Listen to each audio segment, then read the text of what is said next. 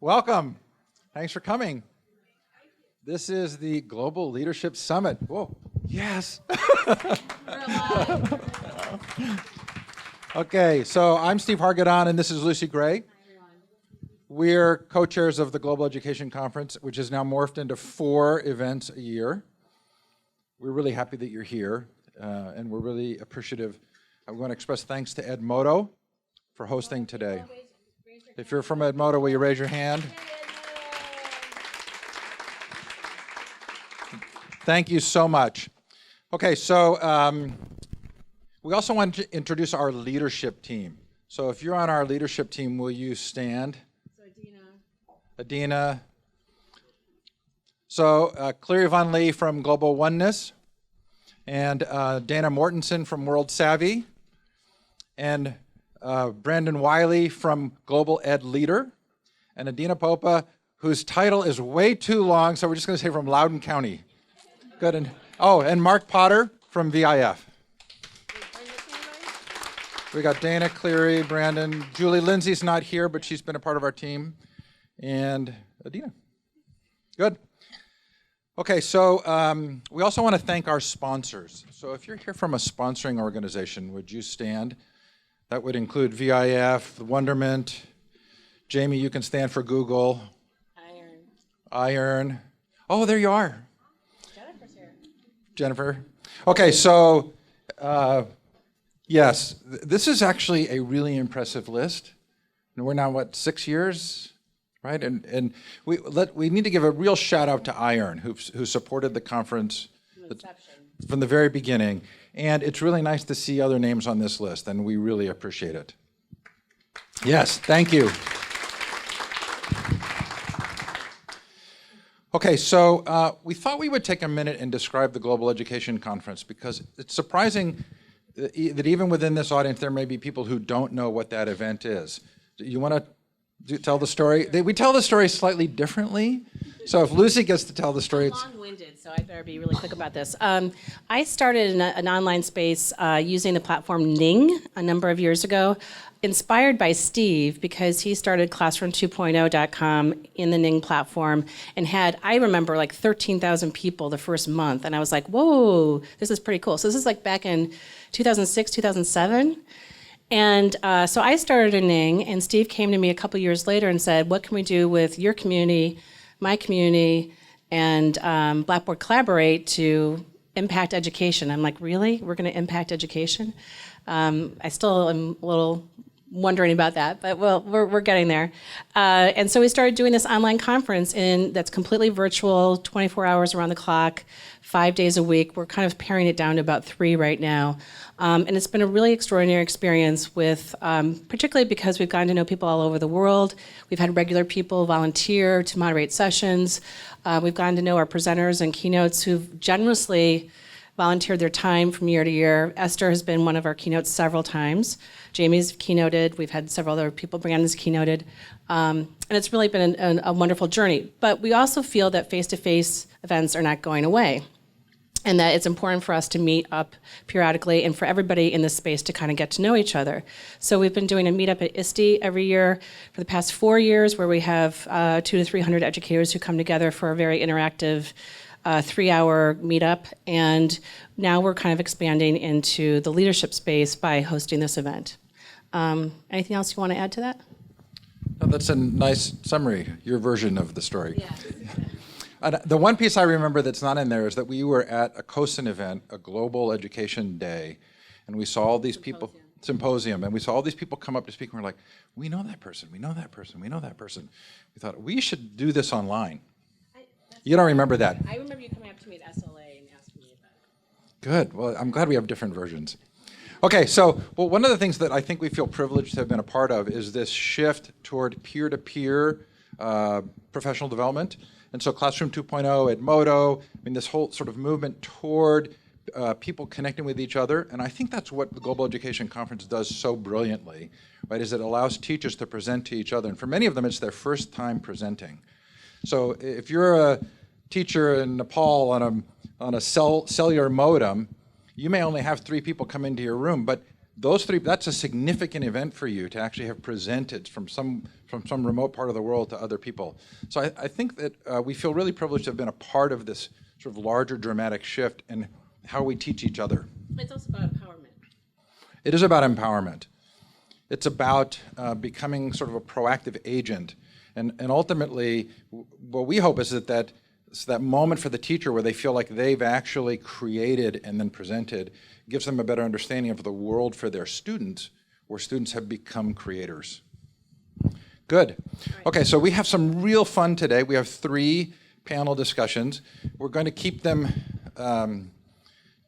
with good time boundaries so that you know exactly what's happening and you don't feel like it goes on too long, but they're going to be good. We're going to start by showing a film from the Wonderment, a couple of minutes, and then Amy, will you come up and tell us about that? Do you want to talk first or do you want to talk after? I like to talk after. I like to let the kids talk first. Okay, so Allison, can we cue that up? Yeah. When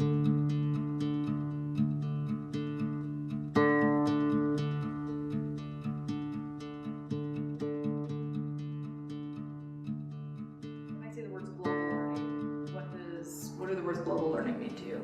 It means that everyone is on the same playing field. There aren't people that have their PhDs and some kids that don't know how to read or know how to speak, and so it's kind of global learning is making sure everyone has the same access to adopt that information into them. I've never heard that word before, like I've never heard that. Can I have a little time to think? Oh. I don't know. But I feel like it's global, so like the whole world learning. I feel like we are always trying to learn something new, so I feel like it's going to be like learning from each other. If I learn and don't accept it, then that's my choice, but I have the opportunity. When I heard global, it's really new, and global means like being with other friends from another country. That just makes me excited, and yeah, first makes me nervous too. I think it means that you can learn about different cultures, about the environment, and I mean it's just different all over the world. You learn about different things in the world, like culture, of course, the people, talk about culture is big, and culture is, I think, probably mostly everything about global learning. Culture can include as food, like every little things that different from different countries, or like their dances, their tradition, their people, their clothes, everything that different from every countries.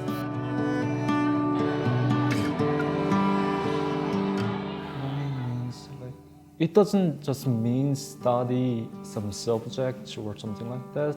How to make friends can be learning, and something like how to communicate with people that can be learning. Being willing to like talk to people about it, like if someone's from a different culture, be like able to talk to them so you can learn from them. Experience different opinions and attitudes of people about certain things, and like have other food. But then there are also a lot of people, they just don't open themselves up to learn. So there's one of my teacher in Vietnam. He come and teach us English, and in the beginning he showed us a song in Vietnamese with like some guy sing it in Vietnamese, and we were like, who's that guy? And he's like, yes. We were like, is that you? And he's like, yeah. And he can speak Vietnamese fluently. I was like, wow, how can you do that? You have to open it, you have to be like it to do it. Or if you don't like it, enjoy it, and maybe you can find something that you like it so you can learn it. So I think everything in my life can be learning, I think. Yeah. Just not just how to study, how to solve the problem. So just experience is learning, I think. Yeah.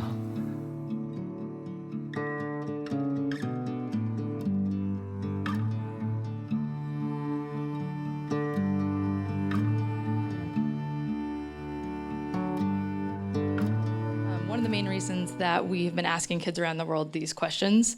We're a nonprofit organization who started out with the question, how do you help kids have a sense of belonging in the world? And what influence does that sense of belonging have on everything else that they do, on learning, on on participating in their communities, and how do kids, if they don't feel that sense of belonging to themselves or to the community around them, how can they then extend that to a global setting? And so it's been, I'm sure as everyone here knows, it's a very complex process. It's something that takes into account like the most vulnerable and exciting parts of what make us human. And as we have gotten more into that process, we've noticed how important it is for us to constantly be asking kids first and to really be understanding what they are seeing it's really easy to get going on something and not necessarily being aware of how they're processing it or how they're internalizing it. And so we've built the Wonderment, and the Wonderment really is, we call it an ecosystem, but we realize that's a terrible cliched phrase at times, but it is. It's a platform, but then it's also community engagement pieces that interact directly with kids and build systems so that they can lead that process themselves.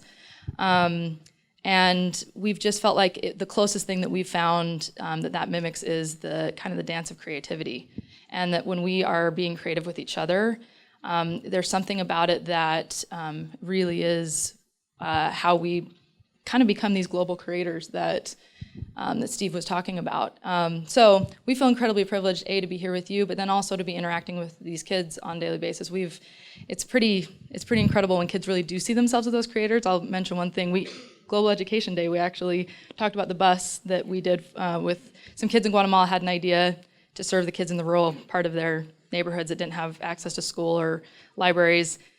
They brought the idea to us. We made a bus, basically, that went around to these rural neighborhoods. And these kids, because they were involved in the process of actually initiating that idea, bringing it and creating it with us, they are now teaching hundreds of kids every week and changing attitudes about literacy in their city and in their country.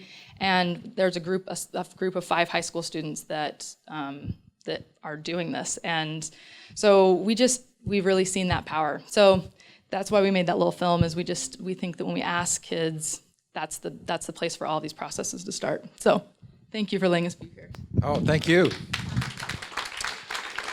Okay, so before our first panel comes up, we're going to give you a question assignment, which is to think about your personally most transformative global experience.